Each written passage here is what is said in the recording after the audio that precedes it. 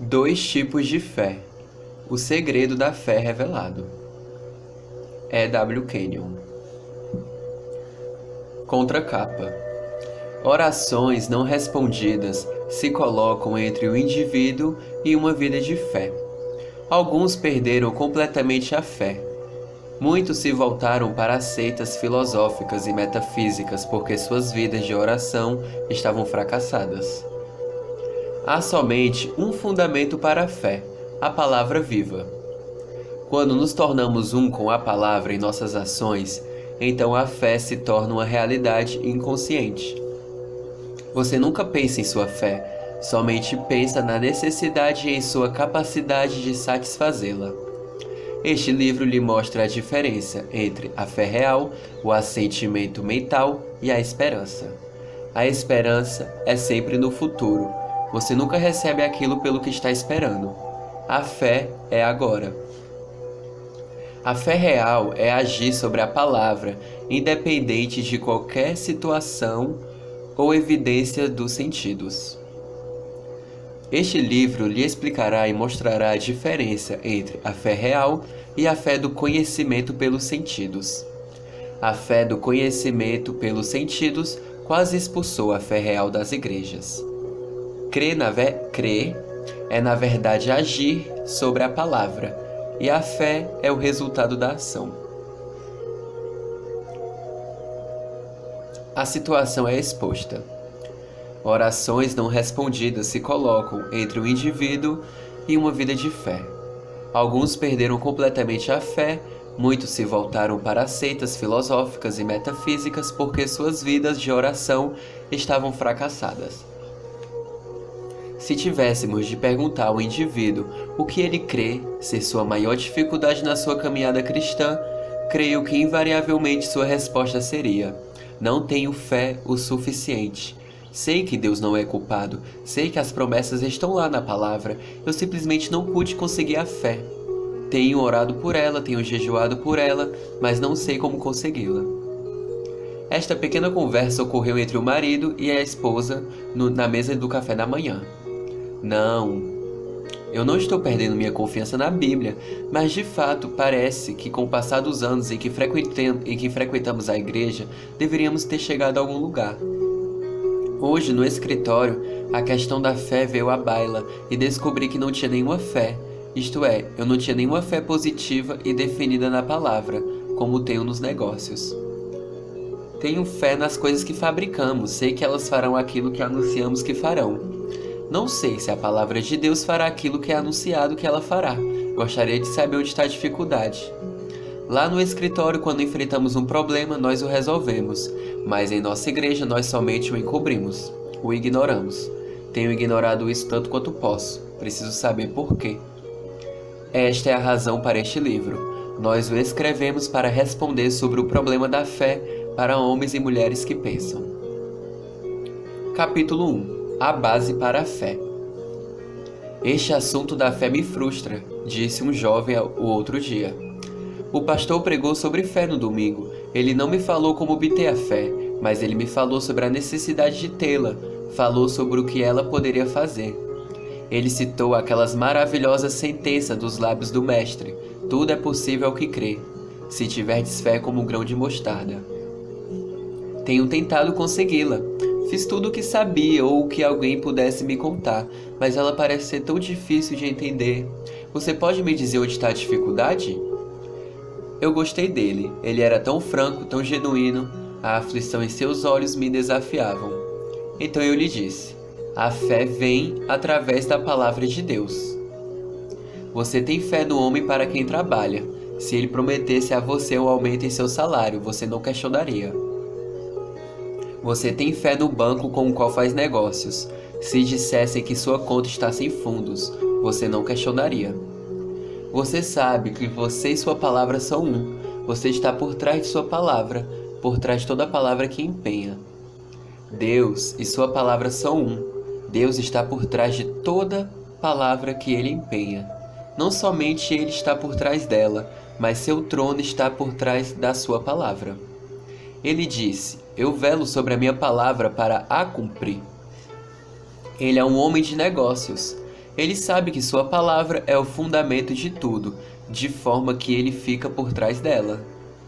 Jesus disse: Passará o céu e a terra, porém as minhas palavras jamais passarão. Isto é a coisa que gera fé, a integridade desta palavra. A fé vem de ouvir a palavra, de a entender, por meio dela se tornando uma parte de nós. Vou dizer uma coisa dura. Estou certo de que você me entenderá. A mentira, o engano e a desonestidade são distintivos do mundo. Vemos isso no relacionamento internacional entre as nações. Eles têm seus homens do serviço secreto na escuta por toda parte, roubando uns aos outros dos projetos de navios de guerra, etc., até que não haja mais nenhuma chance de haver segurança em nenhum lugar. Esta é a razão de nossa incredulidade. O ar está cheio dela. Quando vimos contra a palavra de Deus, a que não pode mentir, não pode ser desafiada, de alguma forma ou de outra estamos despreparados para aceitá-la. Satanás é o mentiroso, e ele é o Deus deste mundo. Jesus veio como revelação da verdade. Ele é o único que alguma vez fez os homens ficarem honestos, quando dizer a verdade significava que seriam queimados na estaca. Aqui vemos o fundamento para esta fé. Você é levado a conhecer Jesus através da palavra. Ele lhe apresenta para o Pai. Então você começa a agir sobre a palavra como para pô-la à prova. Após pouco, você descobrirá que agir sobre o que Jesus disse, ou o Pai disse, se torna tão natural como agir sobre a palavra do homem para quem você está trabalhando. Ele disse, após pensar cuidadosamente: Obrigado, creio que aprendi algo que nunca havia visto antes. Um fundamento. Há somente um fundamento para a fé, a palavra viva. À medida que nos tornamos um com a palavra em nossas ações, a fé se torna uma realidade inconsciente. Você nunca pensa na sua fé, você pensa na necessidade e na sua habilidade em satisfazê-la. Se você quer que a fé cresça e fique robusta e forte, fique impregnado da palavra, se alimente dela, medite nela, até que se torne um com ela no sentido de que é um com o seu trabalho. Descubra o que você é em Cristo. Quais são seus privilégios, o que ele pensa de você e o que ele fala de você. Você vai achar tudo isso na palavra. Capítulo 2. O que é a fé? Ora, a fé é a certeza de coisas que se esperam. A fé é compreender as irrealidades da esperança e trazê-las para o âmbito da realidade. A fé germina da palavra de Deus. Ela é o documento que garante de que a coisa pela qual você espera carinhosamente finalmente é sua. Ela é a evidência das coisas não vistas. Você tem esperança de conseguir as finanças para cumprir uma obrigação. A fé dá a certeza de que você terá o dinheiro quando precisar. Você espera pela força física para fazer o trabalho que sabe que precisa fazer. A fé diz: O Senhor é a fortaleza da minha vida, a quem temerei? O conhecimento pelos sentidos trouxe à igreja o assentimento mental, que se parece tanto com a fé que muitas pessoas não podem ver a diferença. O assentimento mental é ver, admirar e dizer: é verdade, mas não no meu caso. O assentimento mental concorda que a Bíblia é uma revelação, que ela veio de Deus, e que cada palavra é verdadeira. Contudo, quando a crise vem, ela não funciona. Ele simplesmente reconhece a veracidade desse maravilhoso livro, mas não age sobre ele. A esperança diz: um dia conseguirei. A fé diz: eu tenho agora. O assentimento mental diz: é lindo, sei que deveria tê-lo, por alguma razão não consigo, não posso entender porquê. A fé do conhecimento pelos sentidos diz: quando eu chegar a ver, quando sentir, saberei que o tenho. A fé real na palavra diz: se Deus diz que é verdade, realmente é. Se Ele diz que pelas suas pisaduras fui sarado, realmente estou sarado. Se Ele diz que Deus suprirá todas as minhas necessidades, Ele o fará. Se Deus diz que Ele é a força da minha vida, então Ele é. Assim, ocupo-me em fazer o meu trabalho porque ele é o que diz que ele é, e eu sou o que ele diz que sou. Se ele diz que sou forte, eu sou. Se ele diz que estou curado, estou. Se ele diz que se importa comigo, sei que ele assim o faz. Quietamente descanso na palavra, a despeito das evidências que satisfariam meus sentidos. A fé real é edificada sobre a palavra. Não está contaminada pelo conhecimento que vem pelos sentidos. Ela é tão inconsciente de si mesma como a fé que uma criancinha tem na sua mãe. A criancinha nunca diz: "Mamãe, creio na sua palavra. Sei que se lhe pedir um pedaço de pão a senhora me dará." Se dissesse tais coisas, assustaria a mãe. Ela se indagaria quanto ao que teria acontecido com a criança. Temos erigido ao redor da fé uma estranha palavrologia, como um obstáculo feito de arame farpado. Você ouve homens e mulheres clamarem: "Senhor, eu creio, ajuda a minha falta de fé." Você os ouve orar pedindo fé. Você ouve os homens dizerem a Deus que sabem que o que ele diz é verdade, que toda palavra que ele falou é verdadeira. Tudo isso indica o domínio do conhecimento pelo sentido sobre seus espíritos, que a palavra não conseguiu ainda a supremacia em suas vidas. A fé é o resultado da palavra habitar em nós. Não quero dizer a palavra memorizada. Quero dizer a palavra vivida, praticada, até que se torne uma parte de nós mesmos. Meditamos nela, pensamos profundamente nela, nos alimentamos dela. A palavra se torna parte absoluta de nós mesmos. Esta palavra de fé desenvolve em nós a confiança e a certeza. O conhecimento pelos sentidos lutará a cada passo do caminho para nos prender na esfera das coisas vistas, sentidas e ouvidas, mas nós persistentemente adentramos na palavra até que ela seja parte de nosso ser. A palavra é real. Capítulo 3. Tipos de fé. Realizei uma palestra sobre a nova ação, na qual declarei, sem oferecer nenhuma prova nas Escrituras, que os discípulos não foram nascidos de novo, até o dia de Pentecostes, que a salvação veio como resultado da fé em Jesus como nosso substituto. Depois da reunião, um homem me disse: "E Marta, ela não era salva? Ela cria em Jesus. E a declaração feita por Pedro não foi uma declaração que lhe trouxe a salvação?"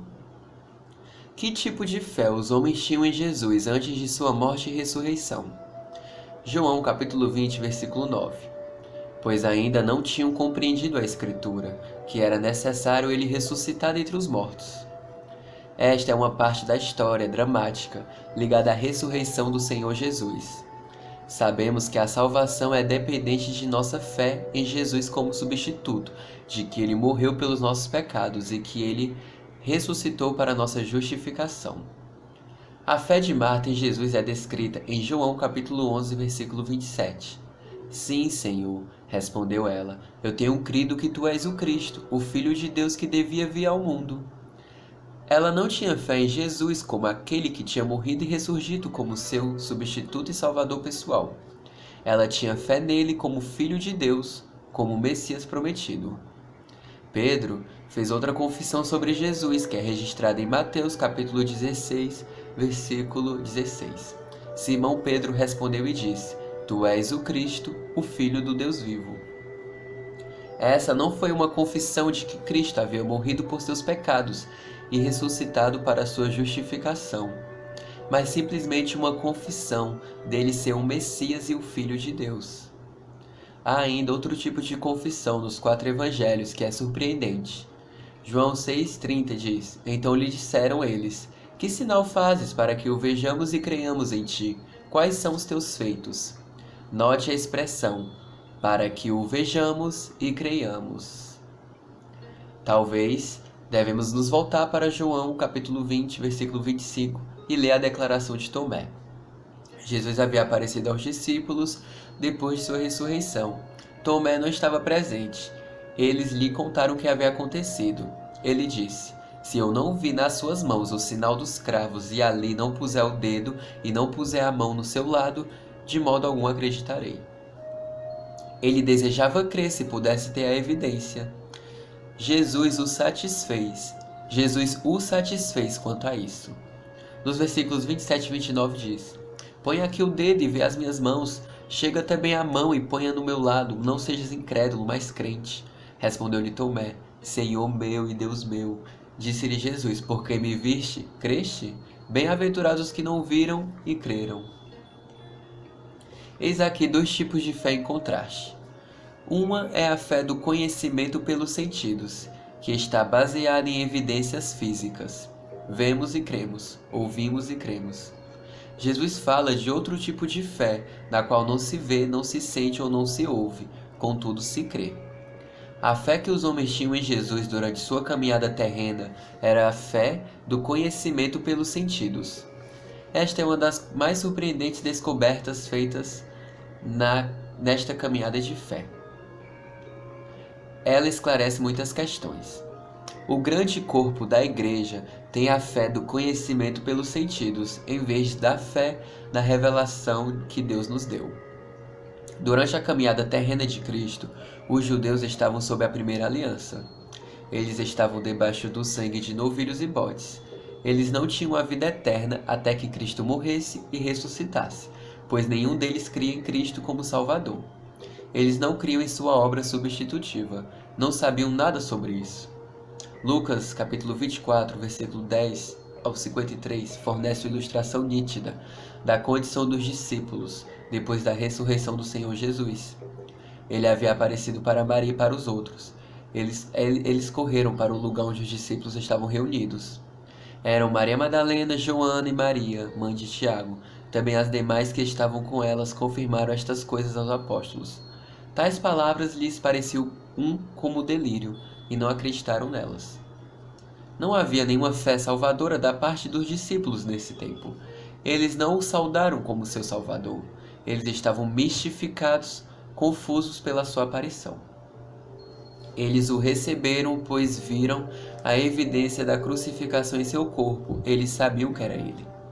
Os discípulos tinham fé em Jesus como Messias, como Filho de Deus, mas não como substituto, não como Salvador do pecado.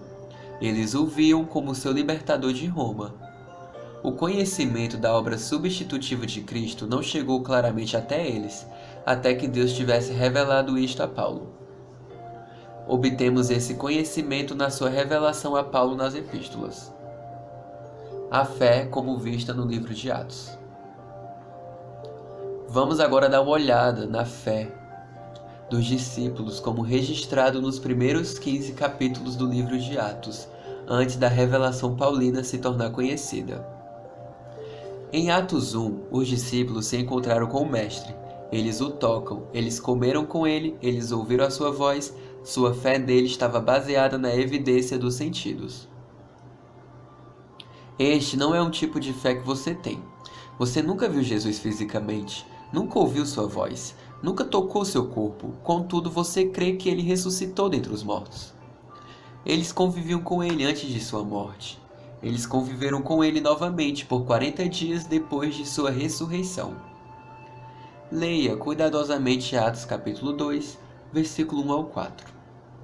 Ao cumprir-se o dia de Pentecostes, estavam todos reunidos no mesmo lugar. De repente, veio do céu um som, como de um vento impetuoso, e encheu toda a casa onde estavam assentados. E apareceram distribuídas entre eles línguas, como de fogo, e pousou uma sobre cada um deles. Todos ficaram cheios do Espírito Santo, e passaram a falar em outras línguas, segundo o Espírito lhes concedia que falassem. Eles ouviram um som como de um forte vento impetuoso. Eles viram línguas como que de fogo repartidas sobre a fronte de cada um deles. Eles os ouviram falar em línguas e glorificar a Deus. Não havia nenhuma fé vinda por meio da revelação. Era uma fé vinda puramente do conhecimento pelos sentidos. Eles creram nas línguas porque as ouviram. Eles creram que o Espírito havia chegado porque tinham visto as evidências.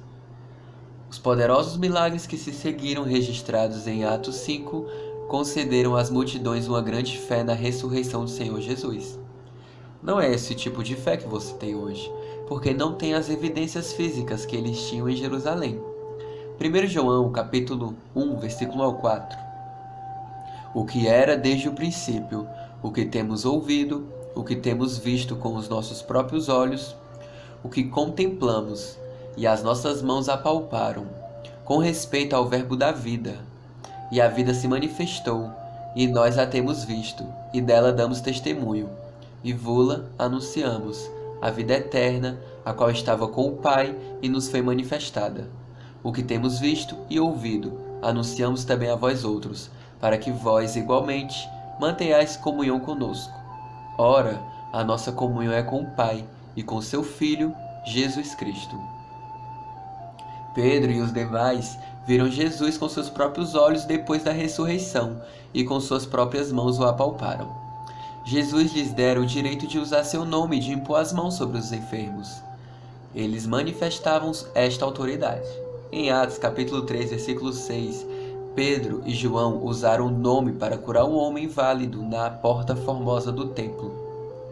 As multidões podiam ver o homem que ele antes haviam conhecido como aleijado e impotente, agora curado diante de seus olhos. O sinédrio não podia dizer nada quando os prendeu.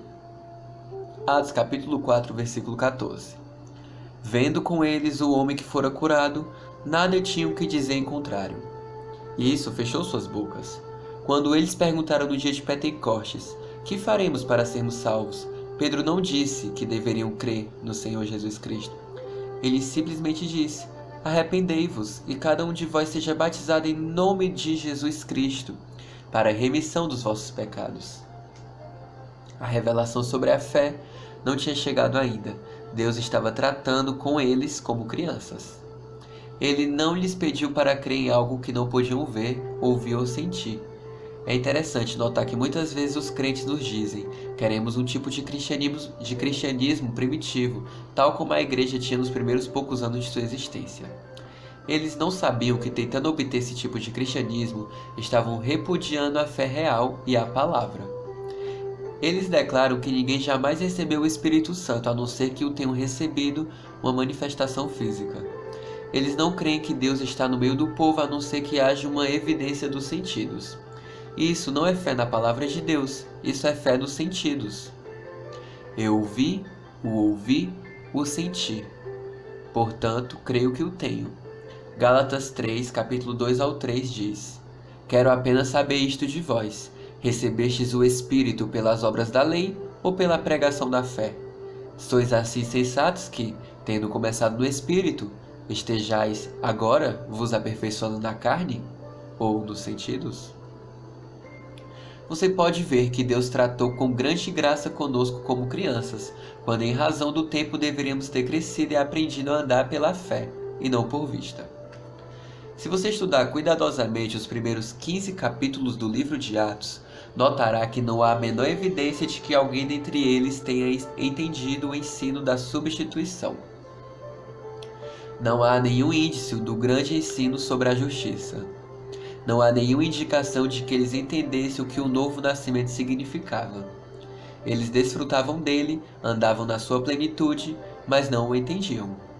Isso viria mais tarde através da revelação que o Pai daria ao apóstolo Paulo. Naturalmente, nós esperaríamos que no livro de Atos houvesse uma introdução aos grandes assuntos: redenção, substituição, nova criação, o ministério de Jesus à destra do Pai, mas não há nenhuma alusão a isso. O mais próximo de alguma coisa como isso nos livros se encontra em Atos capítulo 15, versículo 10 ao 11, quando do concílio de Jerusalém. Nele, Paulo colocava diante dos apóstolos a mensagem que havia pregado. Então Pedro falou: agora, pois, por que tentais a Deus, pondo sobre a serviço dos discípulos um jugo que nem nossos pais puderam suportar, nem nós, mas cremos que fomos salvos pela graça do Senhor Jesus, como também aqueles o foram. Ele se referia a guardar a lei sob a primeira aliança. A última afirmação se refere aos crentes gentílicos. Antes de começar a estudar a fé, vinda pela revelação, devemos notar os diferentes tipos de fé que os homens têm em Jesus hoje em dia. A ciência cristã, a unidade e os outros mestres metafísicos e filosóficos de hoje não creem que Deus é uma pessoa. Eles dirão que ele é uma mente perfeita, mas que não tem localização. É apenas uma grande mente universal que reside em cada indivíduo. Ele não tem um quartel-general. É uma mente sem cérebro, sem personalidade. Eles não creem que Jesus morreu por nossos pecados, mas que ele morreu como um Marte. Eles não creem que ele teve uma ressurreição literal, uma ressurreição física, mas como alguém propôs, uma ressurreição metafísica, o que quer que isso signifique. Se Deus não é uma pessoa e Jesus não aniquilou o pecado, então quem é Jesus e qual o valor da nossa fé nele? Um deles o chama de aquele que mostra o caminho, mas ele não é tal coisa, ele é o caminho. A fé deles em Jesus e em Deus é afinal uma fé neles mesmos e no que eles inerentemente têm dentro de si mesmos. Ela causou mudanças poderosas neles, mas nunca produziu uma nova criação, nem os trouxe a uma comunhão real com o Deus Pai, nem produziu neles a justiça. Qual é a fé que os modernistas têm hoje? Não é a fé em Jesus como substituto, pois eles não creem no sacrifício substitutivo de Cristo. Não é uma fé em Deus Pai como revelada a nós por Jesus. É a fé no conceito que o homem tem de Jesus. Não produz uma nova criação, não salva os perdidos. O homem tem fé na ciência e proclama em voz alta a ciência como o Deus moderno do ser humano. Mas a ciência não é nada senão um fragmento do conhecimento que o homem reuniu dentre o grande corpo de verdades ocultas no universo. Ele obteve este conhecimento através dos 5 sentidos. Estes 5 sentidos têm sido incapazes de encontrar a razão para a criação ou a sua causa. Eles não descobriram a origem da vida ou do movimento, ou a autoridade ou o poder que mantém o universo coeso. Eles não conhecem a razão para o homem, nem o fim do homem. Assim como o conhecimento pelos sentidos é limitado, a fé do conhecimento pelos sentidos é limitada. Capítulo 4. As fases diferentes da fé. A Igreja nunca ofereceu um tratamento justo para a fé. Contudo, essa fé gerou todas as grandes realizações humanas. Woolworth tinha fé em itens que custavam de 5 e de 10 centavos de dólar e deixou após si uma fortuna de 60 milhões de dólares, com lojas em toda a parte. Ford teve uma fé no automóvel de baixo custo que toda pessoa pudesse ter condição de comprar. A fé é o maior elemento na civilização avançada. Assim como a fé humana gera tais realizações na esfera natural, a fé do crente no Pai e em sua palavra gera realizações espirituais. O pregador que tem fé na mensagem que está trazendo descobre que a palavra produz resultados de fé nos corações dos homens que o ouvem. Ele tem fé na palavra, de que Deus está nela e por trás dela. Ele tem fé na humanidade, de que ela responderá à mensagem que ele está trazendo. Ele tem fé no amor, no tipo de amor de Jesus. Ele crê que ele é a solução para todo problema humano, e a família que pratica o amor produz o mais alto tipo de caráter cristão. Foi um grande dia na minha própria vida em que descobri que Deus é um Deus de fé. Eu sabia que ele era um Deus de amor, sabia que ele era um Deus justo, um Deus onipotente, um Deus onisciente. Quando descobri que ele era primeiramente um Deus de fé, vi que, como filhos seus, era natural para nós andar pela fé. A fé criativa. Hebreus capítulo 11, versículo 3 diz: Pela fé, entendemos que foi o universo formado pela palavra de Deus, de maneira que o visível veio a existir das coisas que não aparecem. Esta era uma nova criação, não uma criação remendada, feita de mundos desgastados. Descobri que ela era governada por palavras. Hebreus 1:3. Ele, que é o resplendor da glória e a expressão exata do seu ser, sustentando todas as coisas pela palavra do seu poder, depois de ter feito a purificação dos pecados, assentou-se à direita da majestade, nas alturas. Há uma palavra notável que é usada repetidamente no primeiro capítulo de Gênesis. Ela é haja. Palavras cheias de fé trouxeram o universo à existência, e palavras cheias de fé estão governando o universo hoje. Jesus nos forneceu algumas ilustrações da fé criativa. Mateus 15:30 ao 31 registra que os aleijados estavam sendo curados.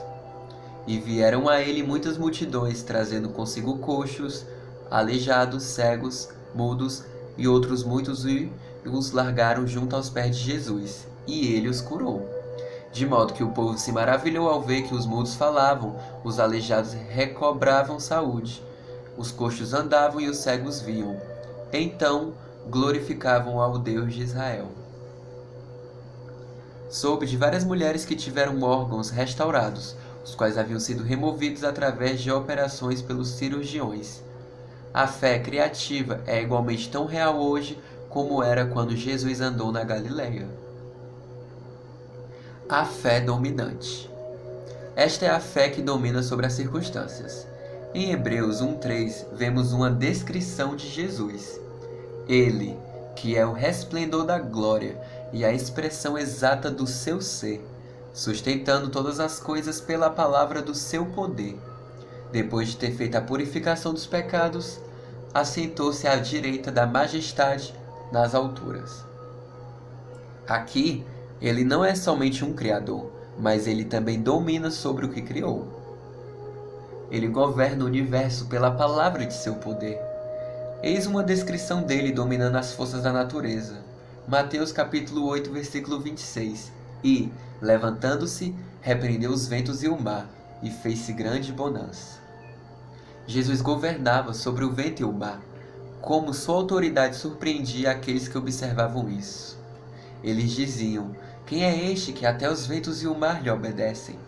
Em Lucas capítulo 5, 1 ao 11, vemo-lo governando sobre os peixes do mar. Ele tinha usado o barco de Pedro por um momento como púlpito. Em seguida, ele fez pagamento pelo seu uso. Ele disse: Pedro, você apanhou alguma coisa a noite passada? Pedro respondeu: não, mestre.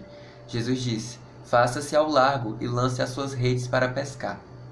Pedro disse: sei, mestre, que não há peixes aqui, mas, segundo sua palavra, lançarei as redes.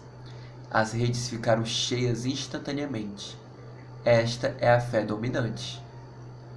Marcos capítulo 1, versículo 32 ao 34 diz: à tarde, ao cair do sol, trouxeram a Jesus todos os enfermos e endemoniados. Toda a cidade estava reunida à porta, e ele curou muitos doentes de toda sorte de enfermidades. Também expeliu muitos demônios, não lhes permitindo que falassem, porque sabiam quem ele era. Jesus governava sobre os demônios, e eles reconheciam seu domínio sobre eles.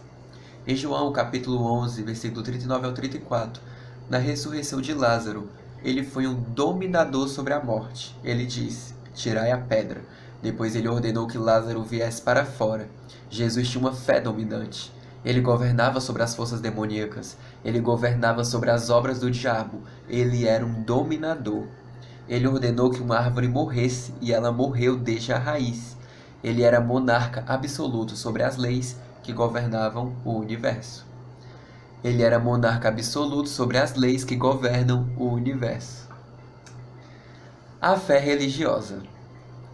Poucos dentre nós percebem que poderosa força a fé religiosa constitui hoje. Os homens têm fé nos credos, nas organizações, na sua igreja, na medicina, nos médicos, na ciência cristã e na ciência cirúrgica, nas boas obras, nos atos generosos, na doação de dinheiro, no arrependimento e na penitência. É impressionante a fé que a pessoa comum tem em algo que ela ou outra pessoa pode fazer. A fé nas experiências. Talvez o mais ilusório dentre todos os diferentes tipos de fé seja a fé nas experiências. Os homens falam do que tem sentido, do que tem ouvido ou visto. Alguém me disse recentemente: não fui curado, não fui capaz de demonstrar minha fé. Tais pessoas têm a fé do conhecimento pelos sentidos. Elas precisam ter a evidência física ou elas não creem. Nenhuma desilusão que tenha se apoderado da igreja moderna é mais letal do que esta. Alguns não creem que receberam o Espírito Santo até que tenham tido uma manifestação física. Alguns não creem que receberam o Espírito Santo até que tenham tido uma manifestação física. Não creem que estão curados até que a dor tenha deixado seus corpos. Não creem que Deus ouviu sua oração até que possam ver alguma evidência física disso. Temos visto desse tipo de fé que o conhecimento pelos sentidos ou a evidência dos sentidos ocupam o lugar que a palavra de Deus deve ocupar. Na fé, pela revelação, a palavra ocupa o primeiro lugar. Ela não é dependente da evidência física. A fé, pela revelação, crê que nenhuma palavra de Deus é desprovida de poder e descansa em serena confiança no que Deus declarou. Ela aceita a palavra como final sem qualquer outra evidência. Se a palavra o declara, isso é suficiente. A pessoa doente lê: certamente ele tomou sobre si as minhas enfermidades e as minhas dores levou sobre si. E ele clama: obrigado, Pai, porque estou curado. Esta é a fé da nova aliança, ou fé pela revelação. Capítulo 5. A fé pela revelação. A fé pela revelação. Há 3 importantes escrituras no Antigo Testamento sobre as quais a revelação paulina se baseia. A primeira é Gênesis 15, versículo 6. Abraão creu no Senhor, e isso lhe foi imputado para a justiça. Isso quer dizer que ele firmou um compromisso irrestrito com Jeová, e ele lhe imputou isso para a justiça. Este compromisso irrestrito é idêntico ao pensamento de Romanos, capítulo 10, versículo 9 ao 11. Se, com a tua boca, confessares Jesus como Senhor e, em teu coração, creres que Deus o ressuscitou dentre os mortos, serás salvo. Porque com o coração se crê para a justiça, e com a boca se confessa a respeito da salvação. Porquanto a Escritura diz: todo aquele que nele crê não será confundido ou envergonhado. A fé pela revelação, como dada por Paulo, exige uma confissão com nossos lábios do senhorio de Jesus. Isso significa um compromisso irrestrito para com a palavra, porque a palavra assume o lugar do Cristo ausente. A segunda passagem da Escritura, Isaías capítulo 28, versículo 16 diz: eis que eu assentei em Sião uma pedra já provada, pedra preciosa de esquina, que está bem firme e fundada. Aquele que crê, não se apresse. Há 2 outras traduções. Aquele que crê nele não perambula distraidamente procurando outro fundamento. Ou, aquele que crê nele não será envergonhado. Glória a Deus! Diz que quem faz isso não será envergonhado. Não importam as circunstâncias, aparências ou evidências dos sentidos, ele repousa seu caso completamente na palavra. A terceira passagem é Abacuque, capítulo 2, versículo 4. O meu justo viverá pela fé. Ela conduz a um passo à frente. O meu justo foi tornado justo por meio de uma nova criação. Ele deve andar não por vista ou por sentimento, ele deve andar pela fé. Em outras palavras, ele deve andar pela palavra. 2 Coríntios, capítulo 5, versículo 7, diz: porque andamos por fé e não por vista.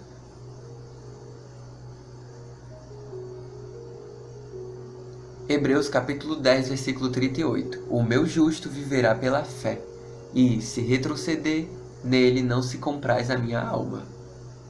Você nota em cada uma dessas passagens um desafio à sua confiança. Você é o seu justo, você deve viver por fé. Não deve recuar para as evidências dos sentidos e para o conhecimento pelos sentidos, mas deve prosseguir com ele à luz da palavra. Você fará como Abraão fez. Você está olhando para a palavra e se torna forte através da fé, dando glória a Deus, pois reconhece que Deus é capaz de confirmar em você tudo o que ele prometeu em sua palavra. Você pode ver como estas grandes passagens das Escrituras se tornam o fundamento da revelação da justiça pela fé na palavra, como encontrado nas epístolas paulinas. Você descobrirá que no começo de seu grande argumento no livro de Romanos, Paulo usa a fé de Abraão como um tipo. Romanos capítulo 4, versículo 3 ao 5 diz: pois, que diz a Escritura? Abraão creu em Deus, e isso lhe foi imputado para a justiça. Ora, ao que trabalha, o salário não é considerado como favor, e sim como dívida. Mas, ao que não trabalha, porém crê naquele que justifica o ímpio, A sua fé lhe é atribuída como justiça. Justiça significa a capacidade de ficar na presença de Deus, sem senso de pecado, culpa ou inferioridade. Você notará depois que Deus atribuiu a justiça a Abraão, que ele fez sua grande intercessão pela salvação de Sodoma e Gomorra. Leia cuidadosamente Gênesis 18 e observe a ousada fé de Abraão. Ele não era justo da maneira como nós somos justos. Sua justiça era meramente atribuída a ele. Ela foi colocada na sua conta. Ela lhe deu crédito com Deus. A passagem que acabamos de ler de Romanos 4 nos diz que a justiça não é atribuída com base nas obras. Essa justiça é concedida com base na fé. Ninguém pode fazer obras para consegui-la. Ela é aceita como um dom. Efésios capítulo 2, versículo 8 ao 9 diz: Porque pela graça sois salvos, mediante a fé, e isto não vem de vós, é dom de Deus, não de obras, para que ninguém se glorie. A salvação, a redenção, a vida eterna, a nova criação, a presença residente do Espírito, o direito legal de usar o nome de Jesus e todos os nossos privilégios como filhos e filhas de Deus estão baseados sobre a graça, através da fé. Ninguém a consegue pelas obras, ninguém detém uma posição melhor do que algum outro. Toda pessoa tem a mesma justiça, os mesmos privilégios, a mesma posição, pois é tudo pela graça. A fé de Abraão, descrita em Romanos, é relatada em Romanos capítulo 18 ao 21. Abraão, esperando contra a esperança, creu para vir a ser pai de muitas nações. Esta é uma afirmação surpreendente. A fé lutou com a esperança e a fé venceu. A esperança é sempre futura, a fé é sempre agora. A esperança teria privado Abraão de um filho, mas a fé lutou com a esperança. Venceu-a e ele recebeu Isaque como recompensa.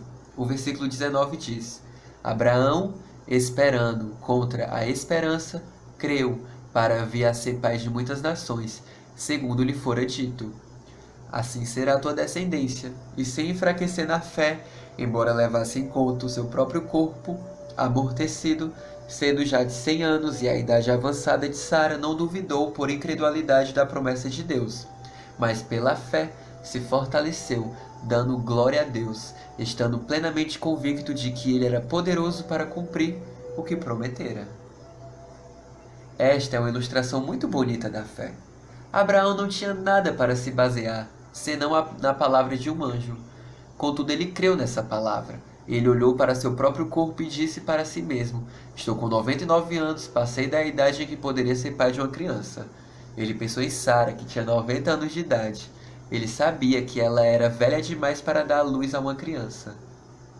No entanto, se desviando da evidência dos sentidos, ele olhou para a palavra que Deus havia falado através do anjo e se fortaleceu através da fé, dando glória a Deus, pois sabia sem dúvida ou medo que Deus é capaz de confirmar o que prometeu.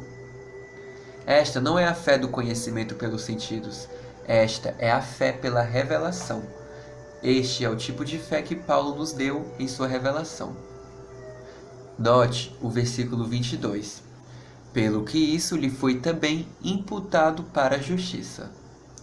Ele não tinha a justiça que temos, ele tinha a justiça colocada a seu crédito.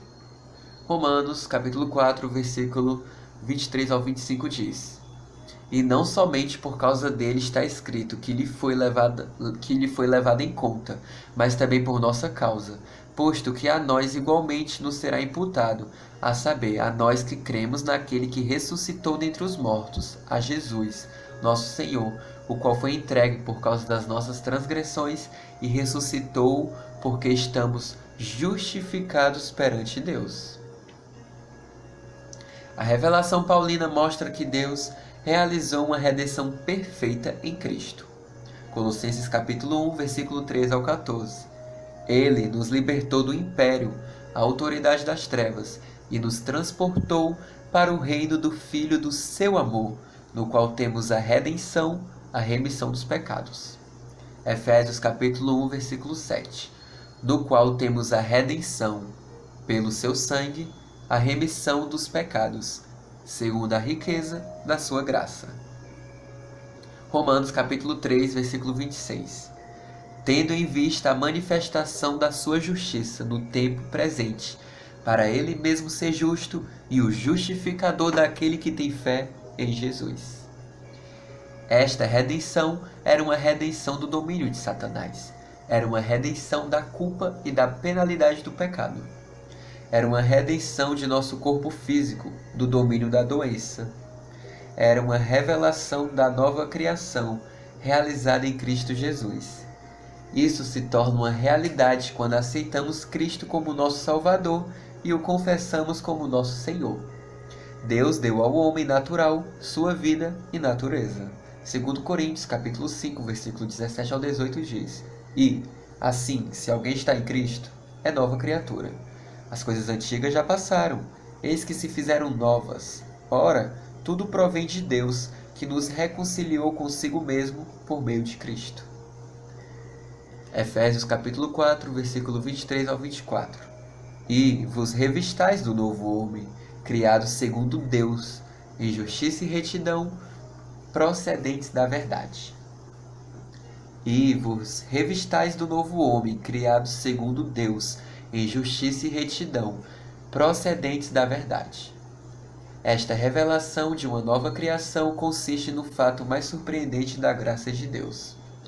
Deus pode tomar um homem governado por Satanás, alguém que é chamado de pecado porque ele está identificado com Satanás e é um filho dele, e ele pode redimi-lo, tirá-lo desta condição e transmitir-lhe sua própria natureza, tornando-o seu próprio filho. 1 João capítulo 5, versículo 12 ao 13, nos conta o que ele recebeu. Aquele que tem o Filho tem a vida. Aquele que não tem o Filho de Deus não tem a vida. Estas coisas vos escrevi, a fim de saberdes que tendes a vida eterna, a vós outros que credes em o nome do Filho de Deus. João capítulo 6, versículo 47 diz: Quem crê em mim tem a vida eterna. Um crente é um possuidor, não há fé sem possessão. Se creio que Deus colocou meus pecados sobre Jesus e que Jesus foi meu substituto, que ele morreu em meu lugar, que ele ressuscitou porque havia aniquilado o meu pecado e obtido a justificação para mim, no momento em que creio, eu recebo a vida eterna e me torno filho de Deus. Crer é ter. Em seguida, ele nos dá a justiça. É uma revelação da justiça de Deus que fica disponível ao homem que tem fé em Jesus. Leia Romanos capítulo 3, versículo 21 ao 26. Deus se torna a justiça do homem que recebe Cristo como seu Salvador e o coroa como Senhor de sua vida. 2 Coríntios capítulo 5, 21 diz: Aquele que não conheceu o pecado, ele o fez pecado por nós, para que, nele, fôssemos feitos justiça de Deus. Ele não somente se torna a nossa justiça, mas também pela comunicação de sua natureza, nos tornamos sua justiça, seus filhos e filhas. Hebreus capítulo 10, versículo 38. O meu justo viverá pela fé. Somos chamados seus justos. Não somente somos a justiça de Deus, mas nos tornamos filhos e filhas de Deus. O apogeu da revelação que Deus deu a Paulo, registrado em Romanos capítulo 8, versículo 14 ao 17, afirma isso claramente.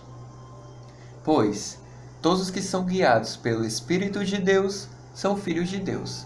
Porque não recebestes o espírito de escravidão, para viverdes outra vez atemorizados, mas recebestes o espírito de adoção, baseados no qual clamamos, Abba, Pai. O próprio Espírito testifica com o nosso espírito que somos filhos de Deus. Ora, se somos filhos, somos também herdeiros, herdeiros de Deus e co-herdeiros com Cristo. Esta é a filiação com todos os seus privilégios gloriosos. Paulo não para por aí. Estes filhos e filhas são participantes não somente da natureza de Deus, mas do próprio Deus na pessoa do Espírito Santo. Romanos 8:11. Se habita em vós o Espírito daquele que ressuscitou a Jesus dentre os mortos, esse mesmo que ressuscitou a Cristo Jesus dentre os mortos, vivificará também o vosso corpo mortal, por meio do seu Espírito que em vós habita. 1 Coríntios capítulo 6, versículo 19. Acaso não sabeis que o vosso corpo é santuário do Espírito Santo que está em vós? Isso tudo vem ao crente pela fé. Não é necessária nenhuma fé do conhecimento pelos sentidos. Você não precisa ter nenhum sentimento para provar que nasceu de novo. Tudo o que é necessário é a palavra de Deus. Romanos 10, 9 declara: Se, com a tua boca, confessares Jesus como Senhor e em teu coração creres que Deus o ressuscitou dentre os mortos, serás salvo. Você não precisa da evidência do conhecimento pelos sentidos para provar que recebeu o Espírito Santo. Lucas, capítulo 11, versículo 13 diz: Quanto mais o Pai Celestial dará o Espírito Santo àqueles que lhe pedirem. Sua confiança não está em nenhuma manifestação ou evidência física, está sempre nas simples palavras de Deus. Lucas, capítulo 1, versículo 37 diz: Nenhuma palavra de Deus está desprovida de poder, ou da capacidade de se cumprir. Estas poderosas escrituras fornecem uma base para a fé. Temos confiança quando sabemos o que somos em Cristo. A incredulidade é em grande medida o resultado da ignorância do que somos em Cristo. Quando vi o que Deus havia feito por mim em Cristo, todo o meu ser ficou emocionado. A fé se tornou um fato inconsciente, ela era minha. Ele fez isso por mim e eu disse: Obrigado, Pai. E então comecei a desfrutar de meus direitos em Cristo.